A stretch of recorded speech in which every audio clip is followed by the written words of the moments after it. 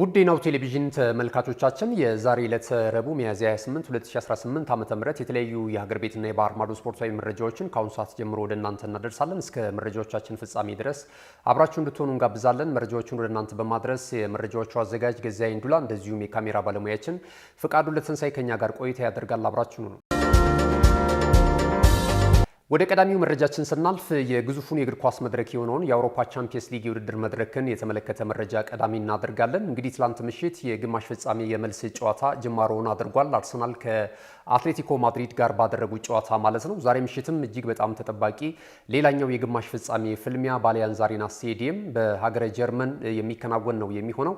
የጀርመኑ ክለብ ባየር ሙኒክን ከፈረንሳዩ ክለብ ፒኤስጂ ጋር የሚያገናኘው ጨዋታ ትልቅ ትኩረትን ስቧል። ሳምንት እንደምናስታውሰው የመጀመሪያው ዙር ጨዋታ በፓርክ ደ ፕሪንስ ተከናውኖ 5-4 በሆነ ውጤት እንግዲህ በፒኤስጂ አሸናፊነት መጠናቀቁ የሚታወስ ነውና የበለጠ የዛሬ ምሽቱን የመልስ ጨዋታ በርካታ የእግር ኳስ አፍቃሪያን በጉጉት እንዲጠብቁት አድርጓል ማለት ነውና ዛሬ እንግዲህ በቀጣይ በሃንጋሪ ቡዳፔስት በፑሽካሽ አሬና ስቴዲየም በሚደረገው የፍጻሜ ጨዋታ ላይ የትኛው የአርሰናል የፍጻሜ ተጋጣሚው ክለብ ይሆናል የሚለው ነገር መልስ የሚያገኝ ነው የሚሆነው ማለት ነውና የበለጠ ደግሞ ትኩረት የሳበው 5-4 በሆነ ውጤት በጠባብ የጎል ልዩነት መጠናቀቁ ነው የመጀመሪያው ጨዋታ ማለት ነውና ሙኒኮች ያለፈውን ጨዋታ እንደምናስታውሰው አሰልጣኝ ቪሴንት ኮምፓኒ ቅጣት ላይ ስለሚገኝ እንግዲህ ቴክኒካል ኤሪያው ላይ ሆኖ ይህን ጨዋታ መምራት አልቻለም ነበረ። ዛሬ ግን ቡድኑን እንግዲህ ቴክኒካል ኤሪያው ላይ ሆኖ መምራት ይችላል፣ በቅርብ ርቀት ያለውን የጨዋታ ሂደት በመከታተል ማለት ነው። በዚህ ረገድ ባየር ሙኒኮች የበለጠ ከመጀመሪያው ጨዋታ ዙር የተሻለ ነገር እንደዚሁ ሊያስመለክቱ እንደሚችሉ እየተነገረ ነው የሚገኘው። የሁለቱ ቡድኖች የፊት መስመር እንግዲህ በጣም አደገኛና አስፈሪ ነው ማለት ይቻላል። አሁን ላይ በአውሮፓ ካሉ ትልልቅ ክለቦች አንጻር ከተመለከት ነው የሶስቱ በተለይ ደግሞ የሁለቱ የዊንግ ተጫዋቾች እንደዚሁም ደግሞ የፊት መስመር ጨራሽ አጥቂዎቻቸውን ከተመለከትን እጅግ በጣም ድንቅ ቁጥራዊ መረጃዎችን እያስመለከቱን ነው የሚገኘው። የባለሜዳው ክለብ ባየር ሙኒክን ብናነሳ የነ ሉዊስ ዲያዝ አሪኬን እና የሚሼል ኦሊሴ ጥምረት ብዙዎችን እያስደመመ ነው የሚገኘው። የሚያስቆጥሯቸው ጎሎች እጅግ በጣም አስደናቂ ናቸው። በጨዋታው ላይ ደግሞ ለተቃራኒ ክለብ የተከላካይ ስፍራ ተጫዋቾች ደግሞ ራስ ምታት ሆነው እየተመለከትናቸው እንገኛለን። በመጀመሪያውም ዙር ጨዋታ ላይ ይህንኑ ነው የተመለከትነው። ብዙ ገለልተኛ የክለቡ ደጋፊ ያልሆኑ ተመልካቾች ጭምር እንዳዝናናቸው የመጀመሪያው ዙር ጨዋታ ብዙ ነገር ሲሉ ነበረ ማለት ነውና ዛሬ ምሽትም በመልሱ ጨዋታ የበለጠ እንግዲህ ትንቅንቅ ሊኖረው እንደሚችል ነው እየተነገረ የሚገኘው ማለት ነው። በዛሬ ምሽቱ ጨዋታ ላይ ሳምንት የተመለከትናቸው ትልልቆቹ ከዋክብቶች በሙሉ ጤንነት ላይ ይገኛሉ። አዲስ ቡድን ጉዳት ዜና እየተመለከትን አይደለም የምንገኘው።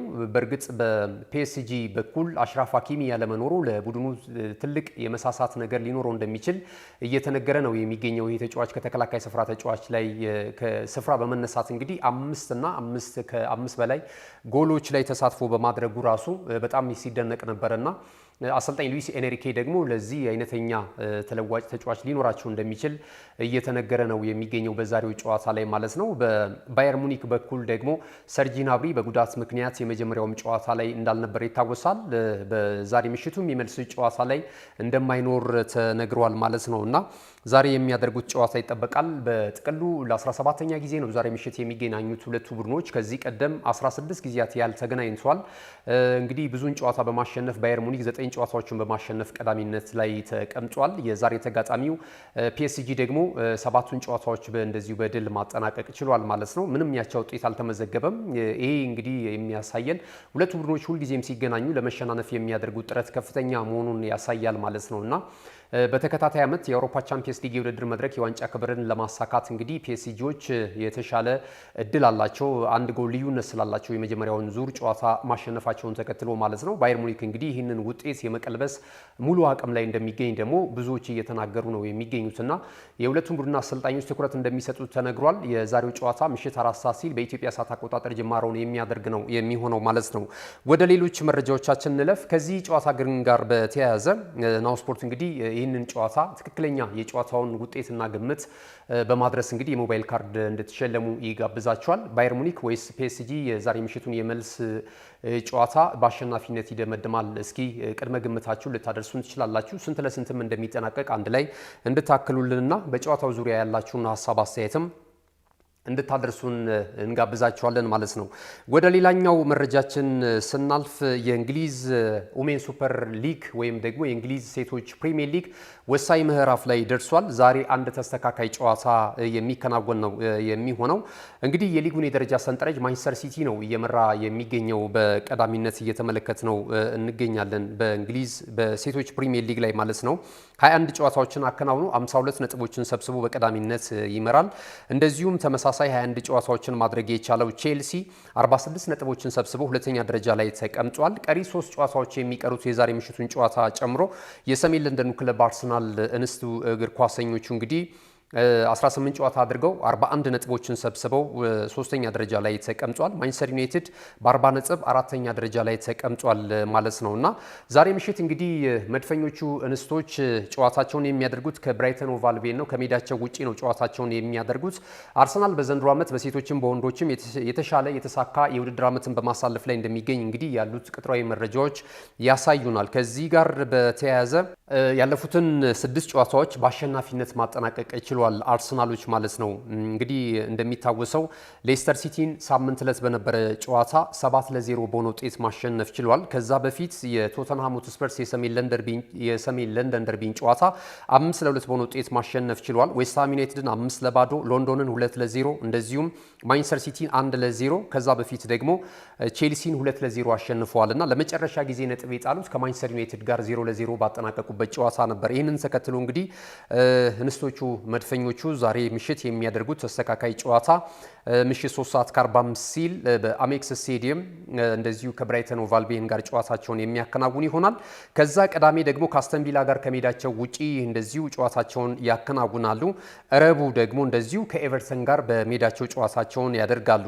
አሁን የነጥብ ልዩነቱን ከተመለከት ነው አሁን ላይ ማለት ነው አርሰናል 41 ነጥቦች ነው ያሉት። እንደዚሁ ደግሞ ማንቸስተር ሲቲ 52 ነጥብ ነው። እነዚህን 3 ተስተካካይ ጨዋታ አርሰናሎች ማሸነፍ ከቻሉ ነጥባቸውን ወደ 50 ከፍ ማድረግ ይችላሉ። በመካከላቸው የሚኖረው የነጥብ ልዩነት 2 ብቻ ነው የሚሆነው ማለት ነውና በቀሩት ጨዋታዎች ላይ የሊጉን የዋንጫ ክብር ለማሳካት በወንዶቹ እያደረጉት እንዳለው ፍክክር ማንቸስተር ሲቲና አርሰናል በሴቶቹም እንደዚሁ በኡሜንስ ሱፐር ሊግ ላይ እንግዲህ የዋንጫውን ክብር ለማሳካት ከፍተኛ ፍልሚያ ያደርጋሉ ማለት ነውና ግጥጥሞሹ በጣም የሚገርም ነው። በእርግጥ በዚህ በሴቶች የእንግሊዝ ፕሪሚየር ሊግ ላይ ብዙ ዋንጫዎችን በማንሳት ቀዳሚው የምዕራብ ለንደኑ ክለብ ቼልሲ ነው። 8 ጊዜያት ያህል እንደዚሁ ዋንጫውን ማሳካት ችሏል። አርሰናል 3 ጊዜ ማሳካት ችሏል። ከዛ ባለፈ ደግሞ በዘንድሮ ዓመት ጥሩ ጉዞ እያደረገ የሚገኘው ማንቸስተር ሲቲ 1 ጊዜ ነው የዋንጫ ክብሩን ማሳካት የቻለው ማለት ነውና እነዚህን ቁጥራዊ መረጃዎች ተመልክተናል። የአርሰናል ሴቶች ቡድን ከዚህ በፊት የአውሮፓ ቻምፒየንስ ሊግ የውድድር መድረክን ያለፈውን ዓመት የዋንጫ ክብር ማሳካታቸው የሚታወስ ነው። ዘንድሮ ደግሞ በሊዮን በደርሶ መልስ ድምር ውጤት ተሸንፈው ከመድረኩ ተሰናብቷል። ምንም እንኳን እንግዲህ ለተከታታይ ዓመት የመድረኩን የዋንጫ ክብር ለማሳካት የነበራቸው ህልም ቢከሽፍባቸውም የሴቶቹን የእንግሊዝ ፕሪሚየር ሊግ ለማሳካት ግን አሁንም እድል እንዳላቸውና ከማንቸስተር ሲቲ ጋር እንደ ወንዶቹ ሁሉ እየተፎካከሩ እንዳሉ እየተመለከትን እንገኛለን ማለት ነው። አጫጭር ስፖርታዊ መረጃዎችን ወደ እናንተ እናደርሳለን። መልእክቶች ይኖሩናል፣ እነሱን ተከታትለን እንመለስ። ካሽጎ በየትኛውም ዓለም ሆነው በማንኛውም ሰዓት ለወገኑ የሚደርሱበት ፈጣን የገንዘብ መላኪያ ተከፈተሉ። ማስተርና ቪዛ ካርዶን በመጠቀም ከ5 እስከ 20 ዶላር የሚልኩበት አዲስ የገንዘብ መላኪያ መንገድ።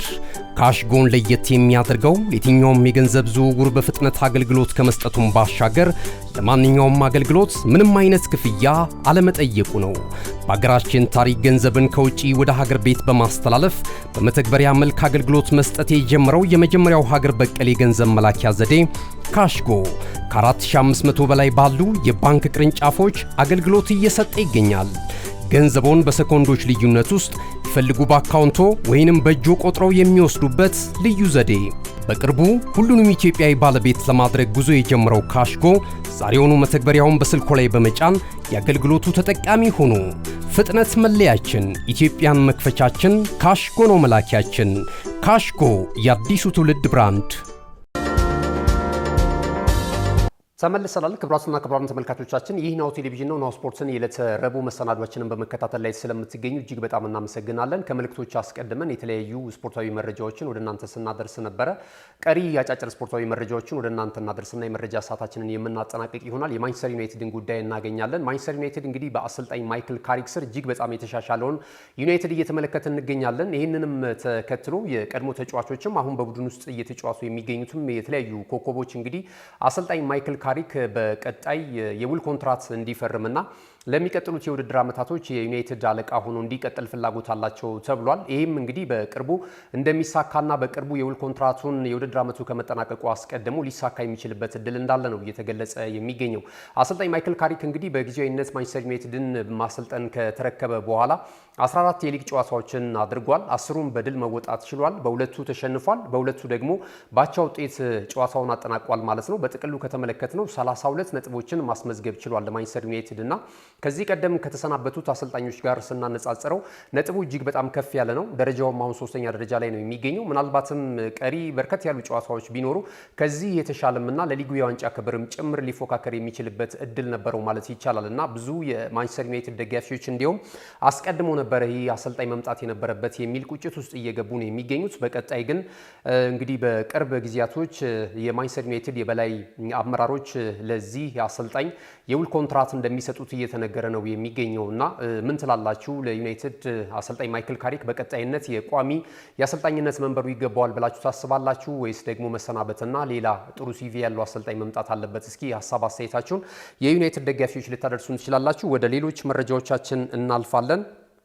የአርሰናል መረጃ ነው የምናገኘው። እንግዲህ የሰሜን ለንደኑ ክለብ አርሰናል የግራ ክንፍ የመጫወቻ ስፍራውን በውጤታማና አዳዲስ ተጫዋቾች ያድሳል ተብሎ ነው እየተገለጸ የሚገኘው። ለዚህ የሚሆናቸውን ደግሞ ተጫዋች ካሁኑ እንደዚሁ እየፈለጉ እንዳሉ እየተነገረ ነው የሚገኘው። የክለቡ ስፖርቲንግ ዳይሬክተር አንድሪያ ቤርታ ማለት ነው።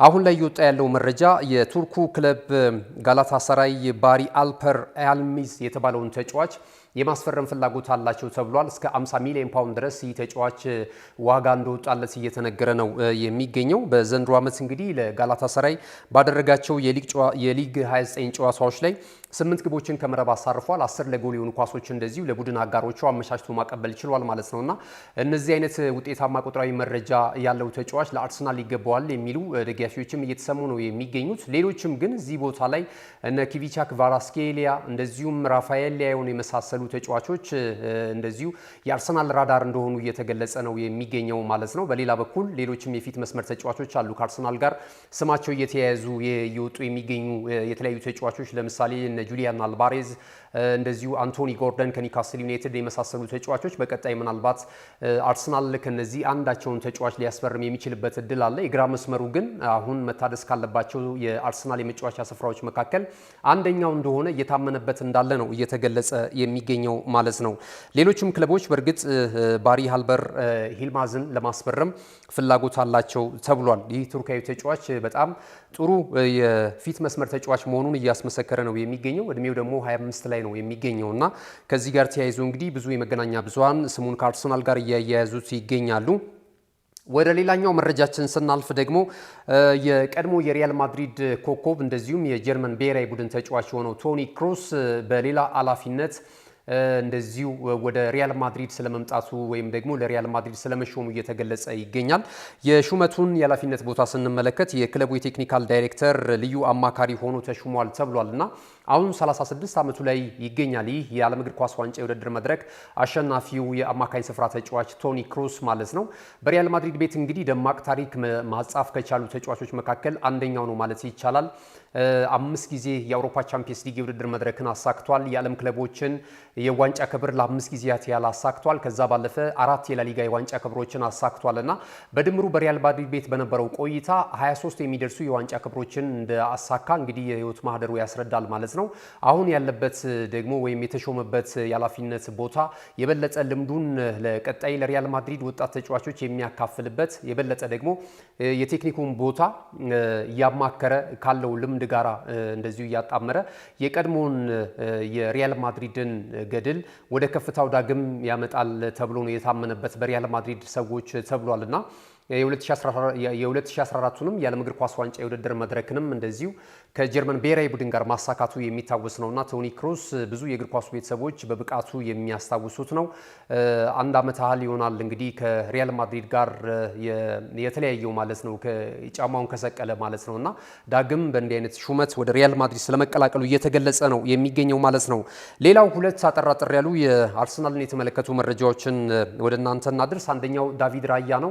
ዳቪድ ራያ እንግዲህ ትላንትና እጅግ በጣም በግሩም ሁኔታ አርሰናል ለአትሌቲኮ ማድሪድን በደርሶ መልስ ድምር ውጤት 2-1 አሸንፎ ወደ ዋንጫው ክብር እንዲያመራ ካስቻሉ ብቃት ካላቸው የዚህ ዓመት የአርሰናል ተጫዋቾች መካከል አንደኛው ነው ማለት ይቻላልና እስካሁን ድረስ በፕሪሚየር ሊጉ 17 ክሊንሺቶችን መጠበቅ የቻለ ነው። ግቡን ማስደፈር ያልቻለ ድንቅ ግብ ጠባቂ መሆኑን እያስመሰከረ ይገኛል። የ30 ዓመት የስፔናዊው የግብ ጠባቂ ማለት ነውና አሁን ብዙዎች አድናቆታቸውን እየቸሩት ነው የሚገኘው። ከብሬንፎርድ ሲቲ ነው የመጣው። እንግዲህ ሲመጣ ብዙ ተቃውሞ ነበረ፣ በተለይ አሰልጣኝ ሚካኤል አርቴታ ላይ። ነገር ግን ደግሞ አሰልጣኝ ሚካኤል አርቴታ የወሰደው ውሳኔ ትክክል መሆኑን አሁን ላይ የአርሰናል ደጋፊዎች እየተረዱት ያሉ ይመስላሉ። በአንዳንድ ተጫዋቾች ላይም ተመሳሳይ ቅሬታ አላቸው። ለምሳሌ እንደነ ማዱኬን እነ ካይ ሃቨርትስን የመጡበት መንገድ ብዙ ጊዜ ይተቻል። አሰልጣኝ ሚካኤል አርቴታ ከነሱ የተሻለ አፈጻጸም ያላቸውና ብቃት ያላቸውን ተጫዋቾች ማምጣት ይችል ነበረ የሚል ማለት ነው። ምናልባትም ወደፊት ደግሞ የነዚህን ተጫዋቾችንም ጥቅም እንደ ዳቪድ ራያ ሁሉ በአሰልጣኝ ሚካኤል አርቴታ ውሳኔ ደጋፊዎቹ የሚደሰቱበት አይነት መልስ ሊሰጡ ይችላሉ ብለን እንገምታለን እና ዳቪድ ራያ እንግዲህ በቻምፒየንስ ሊጉ እስከ ትላንት ምሽቱ ጨዋታ ድረስ 8 ክሊንሺቶችን መጠበቅ ችሏል፣ በ13 ጨዋታዎች ማለት ነው። ትላንት ደግሞ በነበረው ጨዋታ 9ኛ ክሊንሺቱን እንደዚሁ በአውሮፓ ቻምፒየንስ ሊግ ማስመዝገብ የቻለበትን ሂደት ተመልክተናልና የውድድር ዓመቱ የሽልማት በረከቶች ሁሉ ወደሱ ሊመጡ የሚችሉበት በተለይ መድረኮቹን የዋንጫ ክብሮች ሁለቱን የዋንጫ ክብሮችን ማሳካት ከቻለ ማለት ነው የፕሪሚየር ሊጉ ለሶስተኛ ጊዜ ነው የሚሆነው። ያለፉትን 2 ዓመታት እንደዚሁ የወርቅ ጓንቱን መሸለም ችሏል። በአውሮፓ ቻምፒየንስ ሊግም በዚህ አካሄዱ በቀጣይ የዋንጫ ክብሩን ማሳካት ከቻለ አርሰናል ተጨማሪ ትልቅ ሽልማት ሊኖረው እንደሚችል ነው እየተነገረ የሚገኘው። ሌላኛው ኬናን ኤልዲዝን እያገናኙት ይገኛሉ ከአርሰናል ጋር። ኬናን ኤልዲዝ እንግዲህ ለቱሪኑ ክለብ ዩቬንቱስ በመጫወት ላይ ይገኛል። የቱርካዊ ኢንተርናሽናል 21 ዓመቱ ላይ ነው የሚገኘው። ከአርሰናል በተጨማሪ ሌሎች የፕሪሚየር ሊግ ክለቦችና ሌሎች የአውሮፓ ታላላቅ ክለቦችም እየፈለጉት ነው የሚገኘው። ከአርሰናል ጋር ያለው ሁኔታም እንደዚሁ እየተመለከት ነው እንገኛለን። ስሙ እየተያያዘ ይገኛል። አሁን ላይ ግን ሪያል ማድሪድ የበለጠ ገፍቶ እየመጣና ተጫዋቹን ለማስፈረም ፍላጎት እያሳየ እንደሚገኝ እየተገለጸ ነው የሚገኘው። እስከ 75 ሚሊዮን ፓውንድ ድረስ የተጫዋቹ ዋጋ እንደዚሁ እየተነገረ ይገኛል። ትራንስፈር ማርኬት እያሳየ እንዳለው መረጃ ከሆነ ማለት ነው። በውድድር ዓመቱ እንግዲህ የጎል አስተዋጽኦን ከተመለከትን ወደ 34 ጨዋታዎችን አድርጓል ለቱሪኑ ክለብ ዩቬንቱስ በሴሪያው ብቻ ማለት ነው። 16 የግብ ተሳትፎ አለው፣ 10 ጎል አስቆጥሯል። 6 ለጎል የሆነ ኳስ ደግሞ እንደዚሁ አመቻችቶ ማቀበል የቻለበትን ሂደት እየተመለከትን እንገኛለን። ካሽጎ በየትኛውም ዓለም ሆነው በማንኛውም ሰዓት ለወገኑ የሚደርሱበት ፈጣን የገንዘብ መላኪያ ተከፈተሎ። ማስተርና ቪዛ ካርዶን በመጠቀም ከ5 እስከ 20 ዶላር የሚልኩበት አዲስ የገንዘብ መላኪያ መንገድ። ካሽጎን ለየት የሚያደርገው የትኛውም የገንዘብ ዝውውር በፍጥነት አገልግሎት ከመስጠቱም ባሻገር ለማንኛውም አገልግሎት ምንም አይነት ክፍያ አለመጠየቁ ነው። በሀገራችን ታሪክ ገንዘብን ከውጪ ወደ ሀገር ቤት በማስተላለፍ በመተግበሪያ መልክ አገልግሎት መስጠት የጀመረው የመጀመሪያው ሀገር በቀል የገንዘብ መላኪያ ዘዴ ካሽጎ ከ4500 በላይ ባሉ የባንክ ቅርንጫፎች አገልግሎት እየሰጠ ይገኛል። ገንዘቦን በሰኮንዶች ልዩነት ውስጥ ይፈልጉ በአካውንቶ ወይንም በእጆ ቆጥረው የሚወስዱበት ልዩ ዘዴ። በቅርቡ ሁሉንም ኢትዮጵያዊ ባለቤት ለማድረግ ጉዞ የጀመረው ካሽጎ ዛሬውኑ መተግበሪያውን በስልኮ ላይ በመጫን የአገልግሎቱ ተጠቃሚ ሆኑ። ፍጥነት መለያችን፣ ኢትዮጵያን መክፈቻችን፣ ካሽጎ ነው መላኪያችን። ካሽጎ የአዲሱ ትውልድ ብራንድ። ክቡራትና ክቡራን ተመልካቾቻችን ለዛሬ ለተረቡዕ ሚያዝያ 28 2018 ዓ.ም ከናሁ ቴሌቪዥን የተሰናዱ ስፖርታዊ መረጃዎች ይህንን ይመስሉ ነበረ። ስለተከታተላችሁን በጣም እናመሰግናለን። መረጃዎቹን ወደ እናንተ በማድረስ ገዛኸኝ ዱላ፣ የካሜራ ባለሙያችን ፍቃዱ ለተንሳይ ከኛ ጋር ቆይታ አድርጓል። ቀሪ የናሁ ቴሌቪዥን ተወዳጅ ፕሮግራሞች ወደ እናንተ መድረሳቸውን ይቀጥላሉ። በያላችሁበት መልካም ጊዜ ይሁንላችሁ።